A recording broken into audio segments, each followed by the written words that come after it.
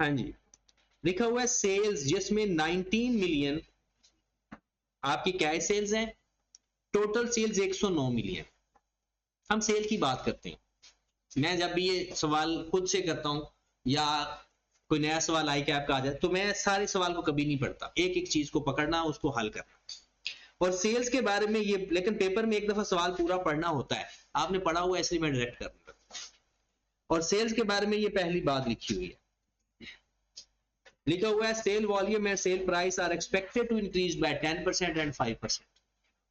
आपने sale price 10% और 5% बढ़ानी है। The ratio of the cash sales and credit sales would be 25:75।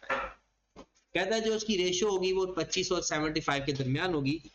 यहां पे मसला है इस लाइन में, cash sales are made at a discount of 5%।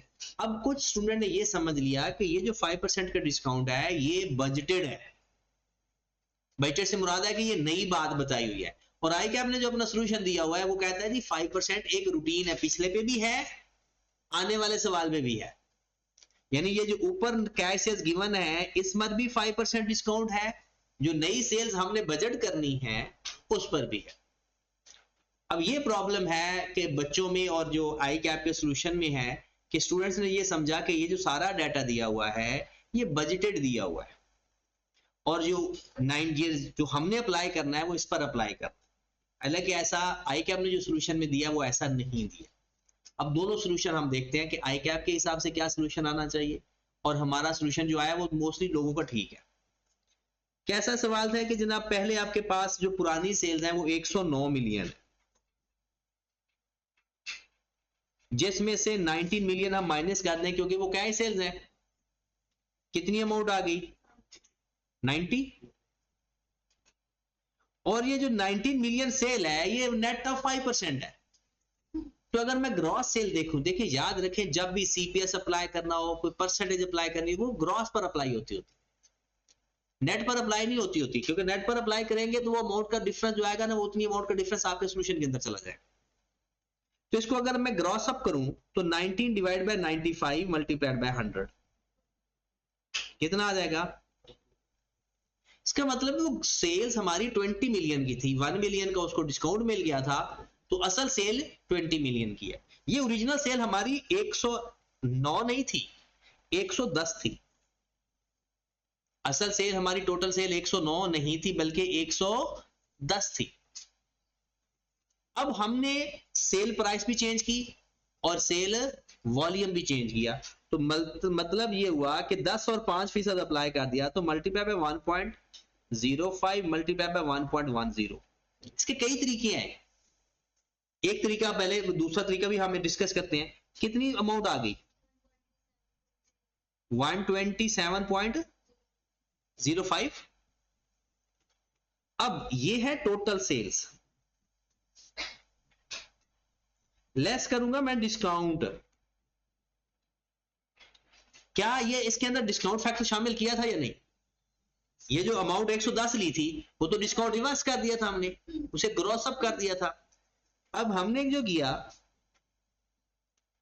127.05 multiplied by 25% multiplied by 0.05, ये क्या किया भला? टोटल सेल्स का मैंने लिया 25%, वो है कैश सेल्स। सवाल पढ़ा है ना आपने? टोटल सेल्स का मैंने लिया 25%, मेरे पास कैश सेल्स आ गई, और कैश सेल्स के ऊपर मैंने 5% डिस्काउंट लेकर माइनस कर दिया, तो मेरे पास नेट सेल्स आ गई। कितना 5% आ रहा है? कितना? 127 का 25%, उसका 0.05 कितना?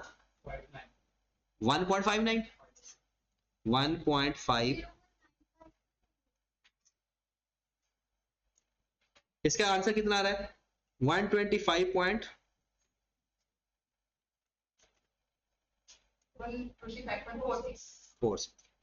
ये आई के आपने अपना आंसर दिया।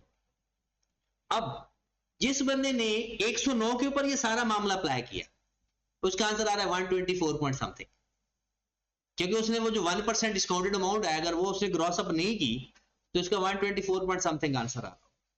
आपका जो सवाल है ना, मैंने टोटल सेल्स ले ली थी ना, टोटल सेल में से डिस्काउंट माइनस कर दिया, ऐसा भी कर सकते थे, ये 90 है ना, इस 90 को मल्टीप्लाई कर दे 1.05 मल्टीप्लाई बाय 1.10, और ये जो हमारे पास है 20, इसको 1.05 1.10 और 0.95,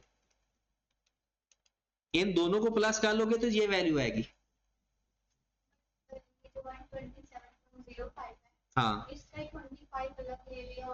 वही तो ऊपर किया हुआ ना, ये उसी तरह की एक अमाउंट है। देखें मसला भला क्या है, बेहतर तो अब जब 127.5 निकाला है ना, आप इसका 25% ले लो और इसका 75%, ऐसा ही करने चाह रहे हो ना। जब हमने टोटल सेल ले ली है उसमें सिर्फ डिस्काउंट निकाल दो, कैसे इसका 5%।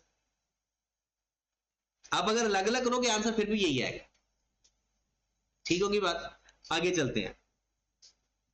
ये हमारी सेल्स, ये ओरिजिनल सेल्स हैं 125.46 जो आई कैप ने अपने सोल्यूशन में दी है। हाँ जो आपने निकाली है ना, मैं कहता हूं वो भी ठीक है। वजह क्योंकि इस सेंटेंस से ये लग रहा है कि ये जो इंफॉर्मेशन उसने दी है ये तो एडिशनल इंफॉर्मेशन है, पुराने डाटा के ऊपर तो नहीं होनी चाहिए। तो अगर इस तरह से किया है कि आपने 109 को 1.05 और 1.10 से मल्टीप्लाई करके एक अमाउंट निकाल ली, फिर आपने किया वो जो अमाउंट है, जो अमाउंट यहां पर आएगी आंसर, उसको 25% से मल्टीप्लाई किया और उसका 0.05 लेकर माइनस कर दिया, तो ये दोनों आंसर भी आपके ठीक है। इनको माइनस करेंगे तो वो आपका 124 पॉइंट समथिंग आ जाए। ठीक है, वो जो पॉइंट में डिफरेंस आ रहा है ना वो उसी वजह से आ रहा है। अब चलते हैं आगे, सेल्स, तो यह सेल का मसला तो हल हो गया। आगे आ जी material consume 30 million. Conversion cost में आपको पता है लेबर और ओवरहेड होते हैं। पहले हम मटेरियल की बात करते हैं। 30 मिलियन कंजम्पशन हुई है, मुझे ये बताएं कीमत भी चेंज हुई थी, वॉल्यूम भी चेंज हुआ है, तो वॉल्यूम तो इसका भी चेंज होगा। ये ओरिजिनल क्वेश्चन ना, ये देखिए दो पार्ट है इसके, प्रॉफिट एंड लॉस अकाउंट और कैश बजट। तो ओरिजिनल क्वेश्चन की जो फॉर्मेटिंग है ना, ये उसने दी हुई है प्रॉफिट एंड लॉस के लिए। इसके लिए वो थोड़ा सा, अगर हम प्रॉफिट एंड लॉस अकाउंट बना लेते ना पहले, फिर उससे डायरेक्ट इंफॉर्मेशन आती जाती, हम अपना कैश बजट भी बनाते जाते। अब प्रॉब्लम यह है कि हमने डायरेक्ट कैश बजट बना रहे हैं, तो इसलिए थोड़ा सा परेशानी हो रही है और कुछ वर्किंग भी आपको परेशान कर सकती है। अदरवाइज अगर ये प्रॉफिट एंड लॉस बनाकर बनाते ना, वो सारी चीजें पहले ही फाइंड हुई पड़ी होगी, हमने डायरेक्ट इस्तेमाल कर लेनी थी। कहता है कि आपने जो रॉ मटेरियल इस्तेमाल किया है वो 30 मिलियन का, जो वॉल्यूम चेंज है वो अप्लाई होगा इसके ऊपर, ऑब्वियसली अप्लाई होगा। आगे वो कहता है average collection payment receipt, debtor का इसके साथ कोई ताल्लुक नहीं है। अच्छा वो हमने फाइंड किया, वो सेल फाइंड की है ना, कि वो तो उसको पूरा कर ही लेते हैं। सेल में कौन सा बैलेंस प्लस करते हैं और कौन सा बैलेंस माइनस करते हैं? Brought on plus carried on minus, या लेजर बना लेना या प्लस ब्रॉड ऑन कर लेना। ब्रॉड ऑन क्या आ गया और माइनस कैरिड ऑन। कोई बंदा ब्रॉड ऑन बता सकता है? कैसे करेंगे बोला? 90 मल्टीप्लाइड बाय 35 ओवर 360, और फिर वो जो 127 पॉइंट समथिंग आपने निकाला है उसका 75% लेना है, क्योंकि डेटर्स की अमाउंट क्या है ना, तो डेटर्स कितने हमारे 127 पॉइंट जो भी आया उसका 75% कितना, 95.29 मल्टीप्लाइड बाय 35 ओवर, पहले वाला कितना आंसर आया? 8.75 और दूसरे वाला कितना? 9.26। ये हमारे पास आ जाएगा कलेक्शन फ्रॉम कस्टमर। अमाउंट बता ही दो, इतनी हिम्मत कर रहे हो तो। ये 109 मल्टीप्लाई 1.05, ये कितना आंसर आया था? यदि हम यहां पर लिख देते हैं ना 125.46, ये हमारे पास आ गया कलेक्शन फ्रॉम कस्टमर। आगे देखते हैं, रॉ मटेरियल पे आ जाए। RPL maintain raw material inventory average 30 days consumption. जितनी कंजम्पशन हमारी होती है ना, हम उसके 30 दिनों का अपने पास स्टॉक रखते हैं। Finish goods inventory quantity would be the same, कहता है अगले साल भी ऐसे करना है। और साथ उसने कहा जी रॉ मटेरियल 10% उसकी कीमत भी बढ़नी है। पिछले साल के क्रेडिटर हमारे पास 3 मिलियन है, वैसे क्रेडिटर्स का 40 डेज का हमारा मामला चल रहा है। इसका मतलब है रॉ मटेरियल तो यहां मसला हल हो रहा है हमारा। किस तरह से? क्योंकि रॉ मटेरियल का ओपनिंग क्लोजिंग भी आ गया, रॉ मटेरियल की कीमत भी चेंज हो रही है, वो भी हमें पता चल गया। तो ये जो 30 मिलियन आपके पास पड़ा हुआ है, ये पिछले साल का या इस साल का है? पिछले साल का है। 30 मिलियन कंजम्पशन, इस कंजम्पशन का हमने जो अपने पास डाटा रखना है वो कितना है? ओपनिंग स्टॉक कितना है, कितने दिन का? 30 दिन का, मल्टीप्लाइड बाय 30 ओवर कितना? ये तो हमारे पास ब्रॉड होना। ओपनिंग स्टॉक आ गया। अब मुझे बताएं जो 30 मिलियन है उसके अंदर ये इंटरेस्टिंग है, वो जो कॉस्ट ऑफ सेल हमारे पास आएगी, कॉस्ट ऑफ सेल हमारे पास आएगी जो अगले साल की आएगी, उसके अंदर पिछले साल वाली कॉस्ट ऑफ सेल भी होती है, अगले साल वाला कुछ परचेज भी होता है। तो हमने एक तरीका सीखा था कि हम उसके ऊपर वॉल्यूम तो चेंज अप्लाई कर देते हैं, प्राइस का चेंज अप्लाई नहीं करते। तो वहां से एक वैल्यू फाइंड कर लेंगे और उसके बाद तो अगर हम पुरानी प्राइस की बात करें, 30 मिलियन मल्टीप्लाइड बाय वॉल्यूम कितना चेंज हुआ है? 10% या 5%? कितना आंसर आ गया? 33। इसका मतलब है अगर कीमत चेंज ना होती ना तो हमारा इतनी ज्यादा कॉस्ट ऑफ सेल आ जानी थी, इतनी सेल बढ़नी थी तो इतनी कॉस्ट ऑफ सेल भी बढ़नी थी। इसका क्लोजिंग स्टॉक कितना रखना था हमने? 33 मल्टीप्लाइड बाय 30 ओवर 360, उसी कीमत के ऊपर कितना? 2.75। हमारे पास परचेज आ जाएगी पुरानी कीमत के ऊपर। स्टॉक का लेजर बना लेते हैं हम, borrowed on 2.5, carried on 2.75, नई कॉस्ट ऑफ सेल पुरानी कीमत के ऊपर, नई कॉस्ट ऑफ सेल पुरानी कीमत के ऊपर 33, क्लोज कर देंगे। हमारे पास परचेज आ जाएगी, नई परचेज पुरानी कीमत के ऊपर, नई परचेज पुरानी कीमत के ऊपर। तो बताएं कितनी अमाउंट आ गई? 33.25। ओके होगी बात? अब जो नई परचेज की अगर मैं वैल्यू पूछूं तो कितनी आएगी? परचेज मल्टीप्लाई कितना आ जाएगा? 33.25 मल्टीप्लाई बाय 1.10 कितना? 36.57। ये अमाउंट मेरे पास क्या किस चीज की आई है भला? Raw material purchase, raw material purchase. देखिए पिछले साल मैंने जितनी चीजें बेची थी उसकी मेरे पास कॉस्ट ऑफ सेल आ गई थी। अब अगले साल मैंने 10% ज्यादा चीजें बेची हैं तो मेरी कॉस्ट ऑफ सेल भी तो 10% ज्यादा आएगी। ठीक होगी बात? अब पिछले साल मेरी कॉस्ट ऑफ सेल थी 30, अगले साल वॉल्यूम भी बढ़ा, कीमत भी बढ़ी। अब जो वॉल्यूम बढ़ा उसकी वजह से भी कॉस्ट ऑफ सेल बढ़ेगी, कीमत बढ़ने से भी बढ़ेगी। लेकिन कॉस्ट ऑफ सेल में प्रॉब्लम होता है, वो होता है मिक्स ऑफ प्रीवियस ईयर्स, क्योंकि कुछ opening stock cost of sale में आ रहा होता है, opening stock plus purchases minus closing stock, और कुछ इस साल की परचेजेस आ रही होती है। तो हम ये डायरेक्ट इसके ऊपर वॉल्यूम तो अप्लाई कर सकते हैं, क्योंकि वॉल्यूम तो ओवरऑल यूनिट बेस पे होता है ना।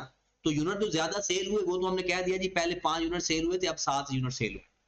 लेकिन प्राइस का अगर हम बोलेंगे ना कि अगर मैं यहां पर 1.10 के साथ 1.10 वो वाला भी अप्लाई कर देता ना तो आ तो अमाउंट जाती, लेकिन इसमें एक मसला होता कि ओपनिंग स्टॉक भी इसके अंदर है लेकिन उसके ऊपर 10% वैल्यू नहीं बढ़ी। तो इसका एक तरीका हमने किया कि जब ऐसा सवाल आ जाए कि स्टॉक भी गिवन हो और वॉल्यूम भी चेंज हो रहा हो, प्राइस भी चेंज हो रही हो, तो हम पहले एक लेजर बना लेते हैं पुरानी कीमत के ऊपर, वॉल्यूम चेंज कर देते हैं, प्राइस चेंज नहीं करते। तो हमारे पास ये जो 33.25 आंसर आया ना, ये वॉल्यूम तो ज्यादा है लेकिन कीमत पुरानी है, तो हमने इसको मल्टीप्लाई कर दिया, तो इस तरह से ये हमारे पास आंसर आ जाए। इसके एक और तरीका भी है, जो हमारी कॉस्ट ऑफ सेल वॉल्यूम की वजह से बढ़ गई है ना, वो 33 हो गई, इसकी पुरानी कीमत अलग कर दें, कॉस्ट ऑफ सेल के 2 हिस्से कर दें, 2.5 अलग कर दें और दूसरी अमाउंट अलग कर दें। लेकिन थोड़ा टाइम लगेगा, टाइम हमारे पास है, हमने क्या करना है। मसला ये है कि अगर आप, एक दो तरीके होते हैं कि अगर क्लास में बंदा सीख रहा है तो फिर बंदा बताता जाता है, एक होता है बंदा सो रहा है फिर नहीं बताता, क्योंकि हमारा टाइम भी जाया होता है और बंदों ने सीखा भी नहीं होता। आप उनमें से कोई भी तरीका अपना लो, आपका आंसर फिर भी वही आएगा। देखें तरीकाकार क्या था, ये कॉस्ट ऑफ सेल है, इसके ऊपर वॉल्यूम चेंज हुआ है, प्राइस चेंज, मैं इसके दो हिस्से कर देता हूं, फर्स्ट इन फर्स्ट आउट। मैंने कहा जी इसमें तो एक तो 2.5 सारे का सारा खर्च हुआ है, बाकी कितना बच गया 33 में से, कितना 30 पॉइंट, उसके ऊपर 1.10 भी अप्लाई कर दो, क्योंकि उसकी तो कीमत बड़ी होगी ना, कितनी वैल्यू आ गई 33 पॉइंट।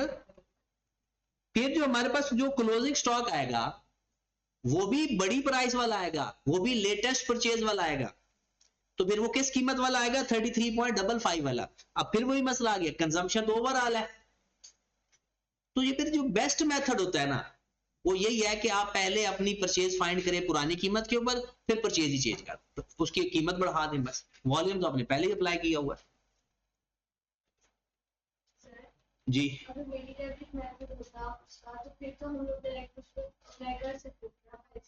हाँ फिर अप्लाई हो जाना,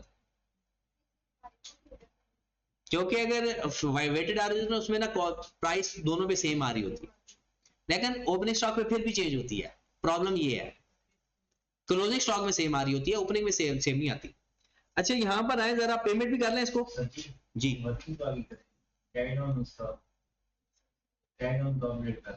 इस कैरिडोर को, इस कैरिडोर को तो सिंपल अपडेट करना है, इसको मल्टीप्लाई 1.10 से मल्टीप्लाई कर दो। कैरिडोर किस कीमत पे पड़ा होगा, इस वाली, इस कीमत वाली, ये जो पहले हमने रखा हुआ है ना ये पुरानी कीमत पे रखा हुआ है, इसकी कीमत अपडेट कर दें, नया वाला आ जाएगा। हाँ जी, अब पेमेंट देख लें, payment to supplier, payment to supplier creditor का लेजर बनाना है, लेजर बना लो, ये स्टेटमेंट लिख लो, ये आपकी अपनी मर्जी है। ब्रॉडन कितना है, ब्रॉडन उसने खुद ही दिया हुआ है 3 मिलियन, सारा डाटा मिलियन में है। कैरिडोन उसने खुद क्या दिया है कि भाई इसका जो कैरिडोन है ना, पेमेंट टू क्रेडिटर 40 डेज, तो क्या करेंगे, परचेज कितनी हमने फाइंड की थी 36.575 डिवाइडेड बाय 360 मल्टीप्लाइड बाय 40,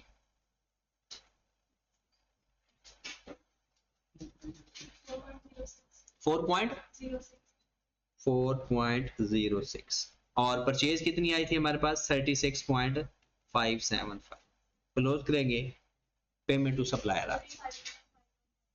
35.515, ये तो मेरे ख्याल में सबके ठीक होगा, नहीं ये कैसे ठीक होगा, आपने अगर स्टॉक का लेजर ठीक बनाया तो ठीक हुआ होगा। ना प्रैक्टिस किया करो ताकि ना पेपर में जाकर ना आपका टाइम बहुत बचेगा, फिर ये शिकायत नहीं मिलेगी जो बजटिंग का सवाल नहीं पूरा हुआ, तो इस पर भी 5-10 मिनट ही लगते होते हैं। हाँ जी नेक्स्ट चले, आगे बढ़ते हैं। फिर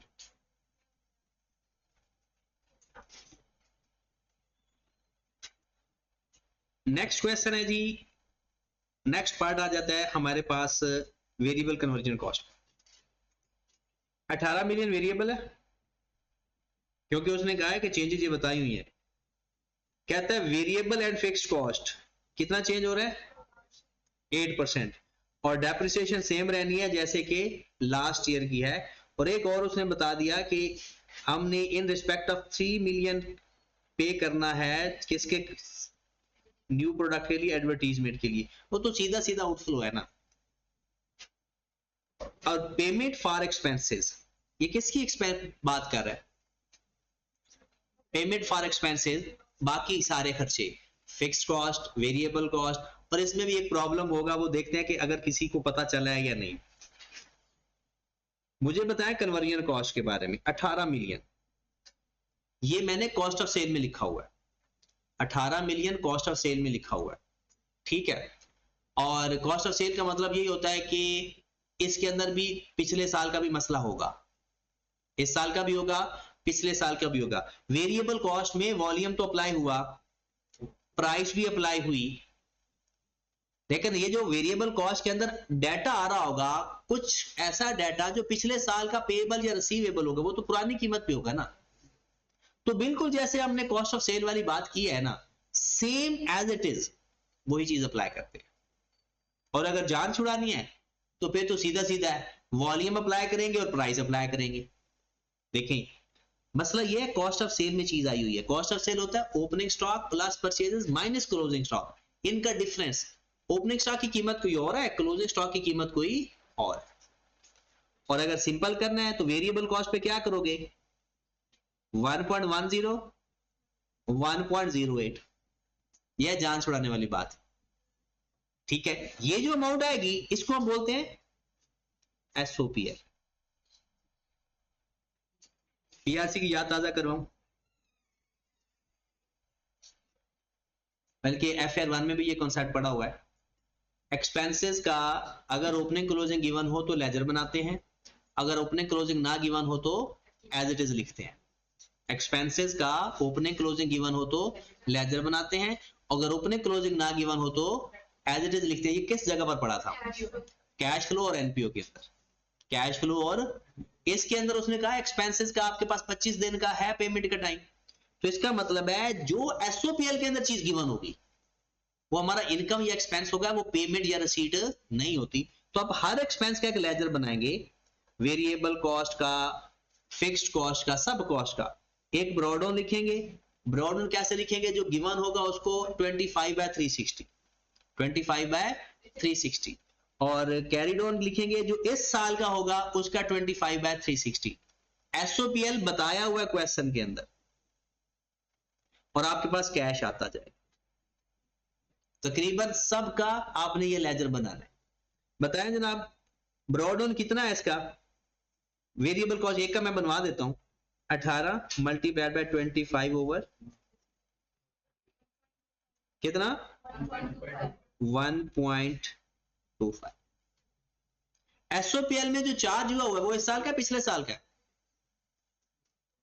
वो जो पहले 18 में लिखे वो तो पिछले साल का है, हमने तो अपने साल का लेना है ना। तो हमारे पास इसके ऊपर वॉल्यूम भी चेंज अप्लाई होगा, और हम क्या करेंगे, सिर्फ वॉल्यूम अप्लाई करेंगे।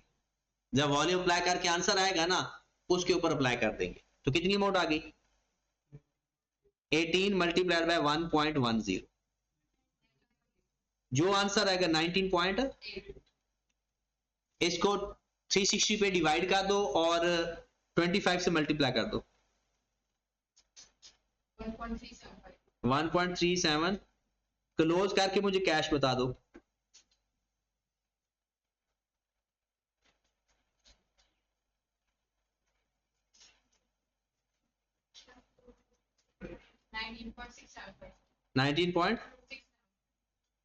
क्या ये हमने जो डाटा बनाया है इसके अंदर वॉल्यूम तो अप्लाई किया है, लेकिन जो कीमत बढ़ी है ना वो अप्लाई, तो हम यहां पर आकर कीमत बढ़ने वाली अप्लाई कर देते हैं, हमारा आंसर आ जाएगा इतनी हमने पेमेंट की है।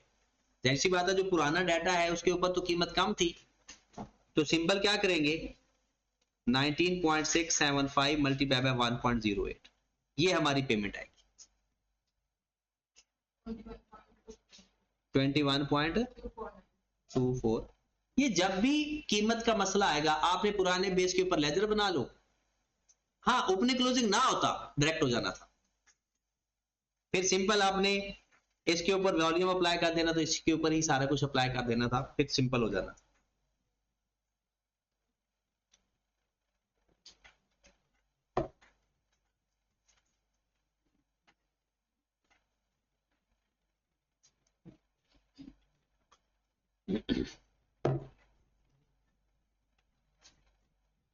अब बाकी सारे ऐसे ही हैं। जब ओपनिंग क्लोजिंग स्टॉक ना गिवन हो फिर भी डायरेक्ट कर सकते हैं। मेन होता ही है कि ओपनिंग क्लोजिंग स्टॉक की वजह से ना हमारा वो वैल्यू प्राइस चेंज हो जाती है। मेन ये एक ही सवाल ऐसा आया हुआ है पेपर में, अदरवाइज ये सारे सिर्फ मटेरियल में ऐसा हो सकता है, बाकी में नहीं होता। ये एक ही सवाल है जिसमें हुआ होगा। चलें, ये तो कैश बजट के बारे में तो खत्म होगी, अब चलते हैं प्रॉफिट एंड लॉस के ऊपर। प्रॉफिट एंड लॉस का बजट बनाने के लिए वैसे इसी सवाल के अंदर भी रिक्वायरमेंट थी, सबसे पहले नाम लिखना, पहले बजटेड, वही पुराना फॉर्मेट, स्टेटमेंट ऑफ प्रॉफिट और लॉस। अच्छा, यहां पर मार्जिनल एब्जॉर्प्शन वाला कॉन्सेप्ट है या भूल गया?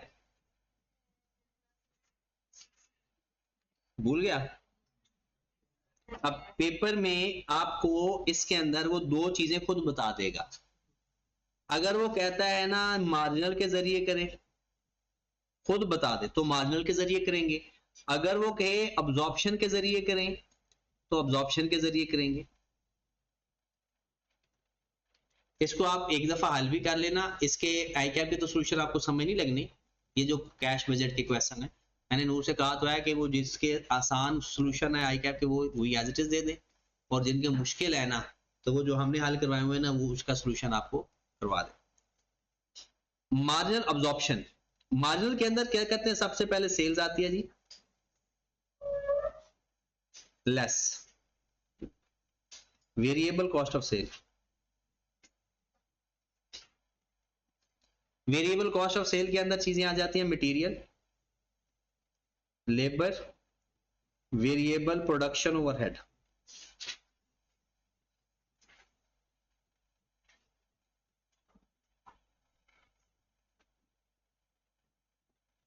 और यहां पर ब्रॉडऑन भी आता है, ओपनिंग स्टॉक, बल्कि आप लिख ले ब्रॉडऑन opening stock, opening stock plus production cost minus closing stock.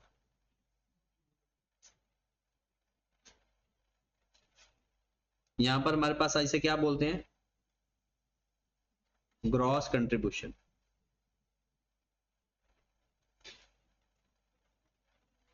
इसमें से हम लेस कर देते हैं वेरिएबल नॉन प्रोडक्शन ओवरहेड, या तो मैं कहता हूं कि डायरेक्ट सेलिंग एंड एक्सपेंस ही लिख लो।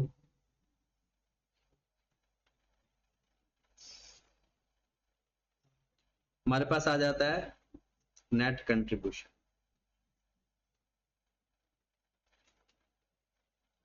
इसमें से लेस कर देते हैं फिक्स्ड प्रोडक्शन ओवरहेड और फिक्स्ड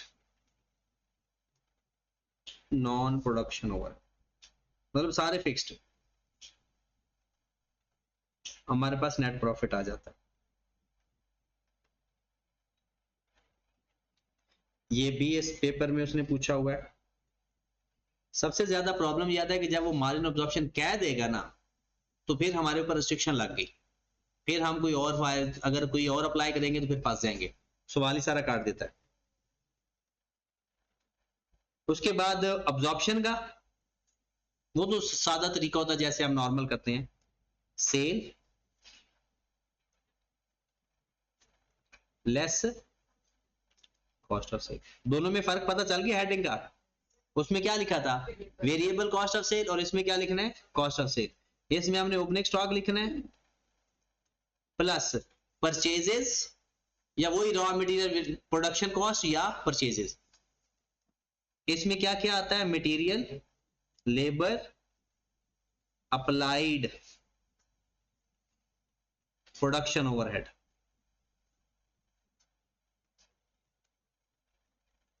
माइनस क्लोजिंग स्टॉक।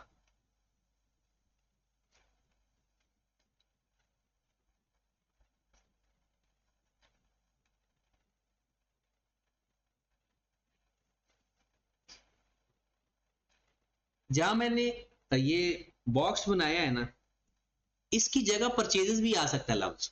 इन तीनों को फिर निकाल देंगे तो यहां पर लफ्ज परचेजेस आ जाएगा। ये प्रोडक्शन कॉस्ट है, और अगर परचेजेस आएगा तो ये तीनों को फिर उसकी जिनकी अगर रिटेल का बिजनेस है फिर परचेजेस आएगा, और अगर मैन्युफैक्चरर का है तो फिर ये चीजें आएंगी। उसके बाद यहां पर जो माइनस करेंगे तो हमारे पास जो चीज आएगी उसे हम क्या बोलते हैं, ग्रॉस प्रॉफिट। अब इसमें से माइनस कर देंगे अदर एक्सपेंस। अदर एक्सपेंस में कौन कौन से आते हैं, इसमें ना सारे ओवरहेड माइनस हो जाते हैं, प्रोडक्शन वाले सारे। अदर एक्सपेंस में हमारे पास आते हैं चाहे वो variable non production overhead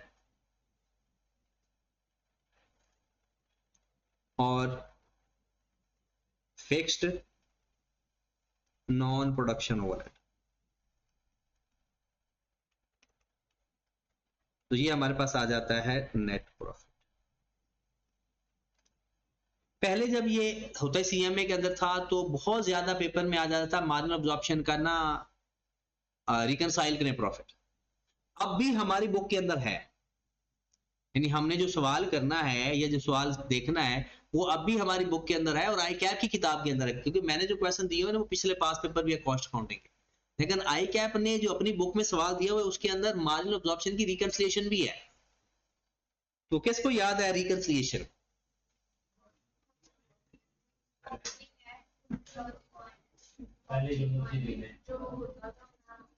profit under marginal, तो जो उसका प्रॉफिट आएगा अब बताएं क्या करना है। आप ओपनिंग ऐड करना है या क्लोजिंग ऐड करना है?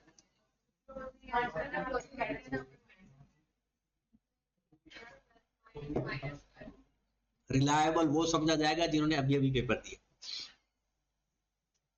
तो इसमें क्या करना है, closing stock of marginal minus करना है ओपनिंग स्टॉक ऑफ मार्जिनल। फिर भी देख लेंगे एक दफा दोबारा भी। फिर क्या करना है, माइनस करना है क्लोजिंग स्टॉक ऑफ अब्जॉर्प्शन और फिर प्लस करना है। अच्छा आपने प्लस माइनस माइनस प्लस करके याद किया होगा, ओपनिंग स्टॉक ऑफ अब्जॉर्प्शन। हाँ ये तो बात कन्फर्म है, शुरू क्लोजिंग से करते हैं, शुरू हमेशा क्लोजिंग से करते हैं। करने के बाद जो हमारे पास प्रॉफिट आएगा वो किसका आएगा, अब्जॉर्प्शन।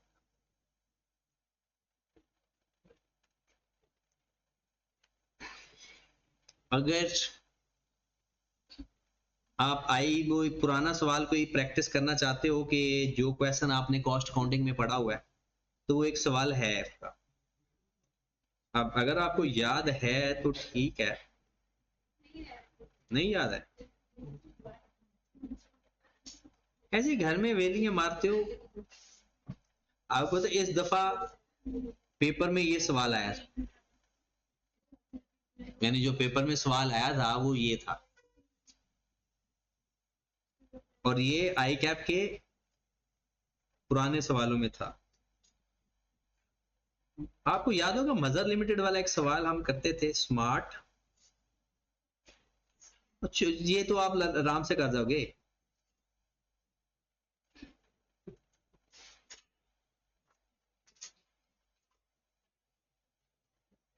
अच्छा ये आपने ना, ये बहुत अब बच्चों वाले सवाल हैं आप लोगों के लिए, ये खुद एक क्वेश्चन देख लेना।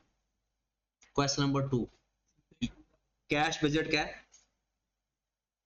नहीं कैश बजट का तो आपने खुद ही कर लेना यार। चलो छोड़े सारे सवाल, ये देखे ना कैश बजट भी है और प्रॉफिट एंड लॉस भी है। या ये जो सवाल हमने अभी किया है इसको कर लो, इसका कैश बजट भी है और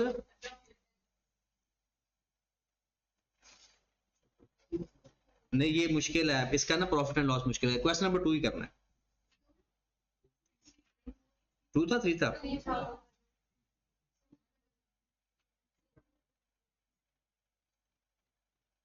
क्वेश्चन 3, क्वेश्चन नंबर 3 कर, ठीक है 2 3 मतलब आप देखना 3 कर लेना, 2 दिल करे तो कर लेना, ना करो। और मुझे आपके दिल का अच्छी तरह